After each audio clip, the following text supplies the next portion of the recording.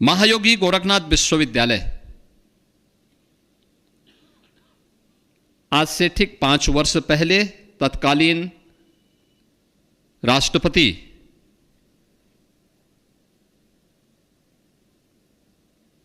माननीय श्री रामनाथ कोविंद जी के कर कमलों से इसका शुभारंभ हुआ था। इसकी नींव उससे 12 वर्ष पहले यहां पर पड़ चुकी थी। अन्य औपचारिकताओं को पूर्ण करते करते 1 दशक बीता और पूर्वी उत्तर प्रदेश के उस सपने को साकार करने के लिए, जो सपना इस देश की पराधीनता के उस कालखंड में जब भारत अपनी आजादी की अंगड़ाई ले रहा था, चारों ओर एक सुगबुगाहट थी, क्रांतिकारी देश की आजादी के लिए अपना सर्वस्व न्यौछावर करने के लिए उतावला दिखाई दे रहे थे। समाज में एक तबका ऐसा भी था जो ये मानता था कि लगता है कि गुलामी हमारी नियति बन चुकी है। लेकिन उसी समय भारत की ऋषि परंपरा के एक महत्वपूर्ण केंद्र गोरक्षपीठ में एक ज्योति का प्रज्वलन भी होता हुआ दिखाई दे रहा था। उसी श्रद्धा के साथ, उसी विश्वास के साथ, जिस श्रद्धा और विश्वास के साथ आज हम यहां पर एकत्र हुए हैं, वह विश्वास था कि भारत को अब आजाद होने से कोई रोक नहीं सकता। लेकिन एक संकल्प भी था कि स्वतंत्र भारत में कैसी पीढ़ी चाहिए, कैसे युवा चाहिए,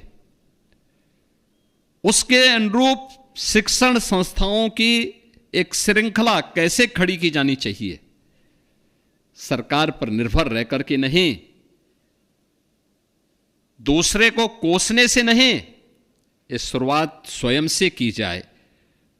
और तब गोरक्षपीठ ने 1932 में महाराणा प्रताप शिक्षा परिषद की स्थापना करके एक बीज का रोपण यहां पर इसी गोरखपुर में किया था।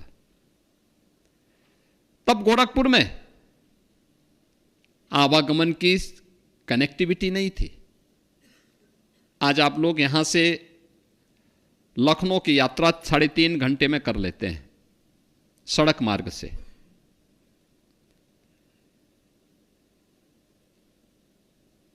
कई ब्रिजेज हैं लखनऊ को जोड़ने के लिए। रेलवे की भी अच्छी कनेक्टिविटी हो गई है। आप सुबह जाइए 10 बजे तक लखनऊ पहुंच गए, फिर शाम को चले, रात्रि को 10 बजे तक वापस गोरखपुर आ गए, दिन भर अपना कार्य किया। तब नहीं था, तब सिंगल रोड भी नहीं थी, यानी एक सिंगल लेन की सड़क से भी लखनऊ नहीं जुड़ा था। और राजघाट में जो ब्रिज आपको दिखाई दे रहा है, ये आजादी के कई वर्ष के बाद बना, लगभग 3 दशक के बाद, वो लगभग 3 दशक के बाद वह ब्रिज बन पाया था। आज वहां पे डबल लेन के डबल पुल है और 2 नए ब्रिज वहां पे बनने जा रहे हैं। यानी